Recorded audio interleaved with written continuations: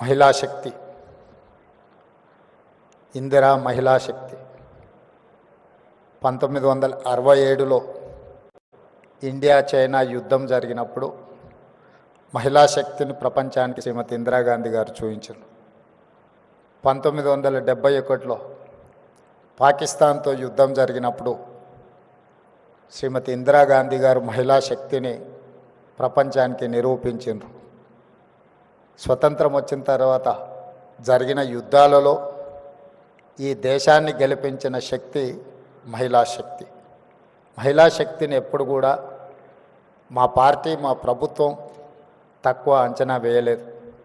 సుదీర్ఘమైన కాంగ్రెస్ పార్టీ అధ్యక్షురాలుగా శ్రీమతి సోనియా గాంధీ గారు బాధ్యత నెరవేర్చి 10 సంవత్సరాలు యూపీఏ 1, యూపీఏ 2 ప్రభుత్వాలను తీసుకురావడమే కాకుండా right to education act, right to information act, food security act ఇలాంటి అత్యంత పారదర్శకమైన చట్టాలను శ్రీమతి సోనియా గాంధీ గారు తీసుకొచ్చి మహిళల యొక్క శక్తిని నిరూపించి మహిళలే ఈ దేశానికి ఆదర్శం, మహిళా శక్తి అండగా నిలబడితే ఈ దేశం అభివృద్ధి పదం వైపు నడుస్తుంది అని చెప్పి నిరూపించిన పార్టీ ప్రభుత్వం కాంగ్రెస్ పార్టీ, మా ప్రభుత్వం. ఈరోజు కూడా మా ప్రభుత్వం ఏర్పాటు చేసిన తర్వాత అప్పటి వరకు నిర్లక్ష్యానికి లోనైన స్వయం సహాయక సంఘాలను ఆర్థికంగా నిలబెట్టాలి. మహిళ ఆర్థికంగా నిలబడితే, ఒక్క మహిళ ఆర్థికంగా నిలబడితే ఆ కుటుంబాన్ని పూర్తి స్థాయిలో ఆర్థికంగా నిలబెడుతుంది. అలాంటి ఒక మహిళ కుటుంబాన్ని నిలబెడితే 1 కోటి మంది మహిళలు తెలంగాణలో ఆర్థికంగా నిలబడి 1 కోటి మంది మహిళలు కోటీశ్వరులు అయితే తెలంగాణనే ఈ దేశానికి ఆదర్శం అవుతుంది. ఈ దేశాన్ని ఆర్థికంగా నిలబెట్టాలి అని అంటే తెలంగాణ రాష్ట్రం $1 ట్రిలియన్ ఎకానమీకి అభివృద్ధి చెందాలి అని అంటే 1 కోటి మంది మహిళల్ని కోటీశ్వరులను చెయ్యాలన్న లక్ష్యంతో ఈరోజు మా ప్రభుత్వం పనిచేస్తుంది. అందులో భాగంగానే ఈరోజు ఇంతమంది మహిళల్ని ఇక్కడికి పిలిపించి ఇక్కడ ఇంత మంచి కార్యక్రమాన్ని ఏర్పాటు చేసి ప్రోత్సహించే పనిచేస్తున్నాం. మీ అందరికీ తెలిసి ఇక్కడికి వచ్చిన మహిళలు గతంలో మీరందరూ పండుగకు అమ్మగారింటికి వెళ్ళాలన్నా, ఇంకేదైనా కార్యక్రమాలకు అమ్మవారిని దర్శించుకోవాలంటే ఇంట్లో బస్ ఛార్జీలు అడగాలి. ఇంటైనా లేదు అని అంటే మీరు వెళ్ళే పరిస్థితి లేదు. కానీ ఈరోజు తెలంగాణ రాష్ట్రంలో మన ప్రభుత్వం వచ్చిన తర్వాత మహాలక్ష్మి కార్యక్రమం ద్వారా ఈ రాష్ట్రంలో మహిళలు ఎక్కడికి వెళ్ళాలన్నా, అమ్మవారిని దర్శించుకోవాలన్నా, అమ్మగారింటికి వెళ్ళాలన్నా ఆర్టీసీలో మీరు ఎక్కడ చేయి చూపించినా అక్కడ ఆపి మీరు కావాల్సిన దగ్గర దిగడానికి ఆర్టీసీలో ఉచిత ప్రయాణం మా మహిళా సోదరిమణులకు అందించిన ప్రభుత్వం మన ప్రభుత్వం. మహిళలకు ఒక ప్రత్యేక నజరాన శ్రీమతి సోనియా గాంధీ గారు ఇచ్చారు. దాదాపుగా ఇప్పటికీ 16-17 నెలల్లో 5,200 కోట్ల రూపాయలు ఈరోజు ఆర్టీసీకి రాష్ట్ర ప్రభుత్వం చెల్లించడం జరిగింది. మా మహిళలు ఆర్టీసీ ఉచిత బస్సు ప్రయాణం వినియోగించుకోవడం వల్ల ఆడబిడ్డలకు ఒక్కొక్కరికి దాదాపుగా నెలకు 5,000 రూపాయలు ఆదాయం మిగలడమే కాకుండా ఆర్టీసీ కూడా ఈరోజు లాభాల బాటల్లో నడుస్తుంది.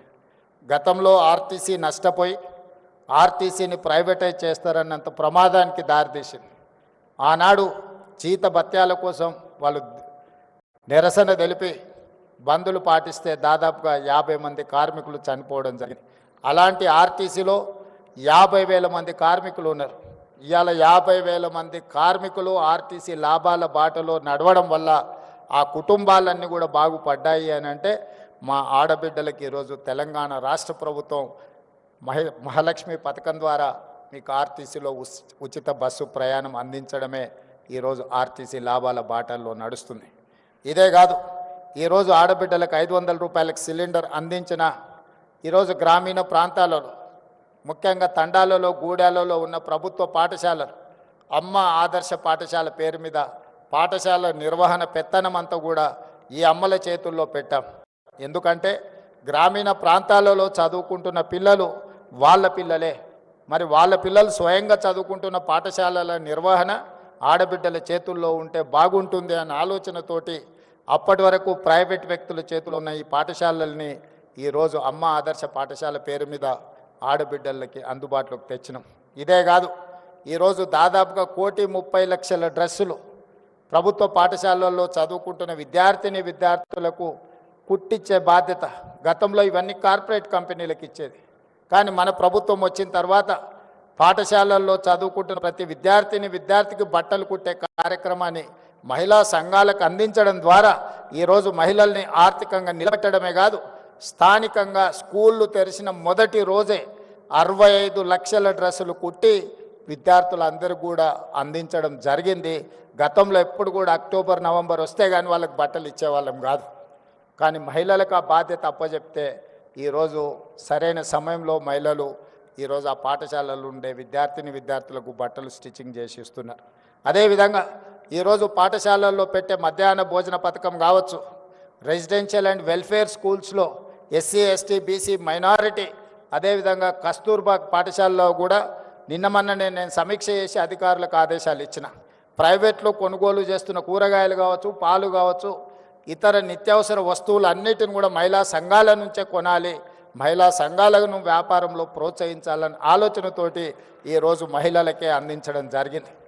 ఇంతకుముందు దివ్య రాజేంద్రన్ గారు చెప్పినట్టు పెట్రోల్ వ్యాపారము అని అంటే పెట్రోల్ బంకులు అంటే రిలయన్స్ గుర్తొస్తుంది, సోలార్ పవర్ అంటే అంబానీ గుర్తొస్తాడు.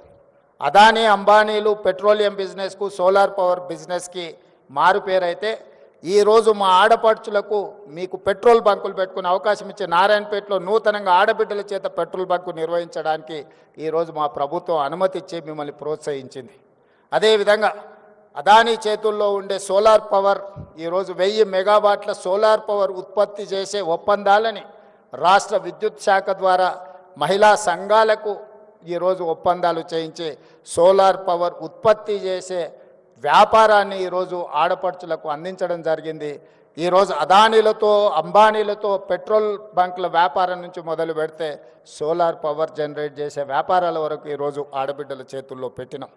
ఇదే కాదు, ఈరోజు ప్రపంచంలో ఏ మూల ఏ క్షణం ఏం జరుగుతుందో వేగంగా తెలుసుకోవడానికి తొలి వెలుగు వాట్సాప్ ఛానల్ని ఫాలో చేయండి.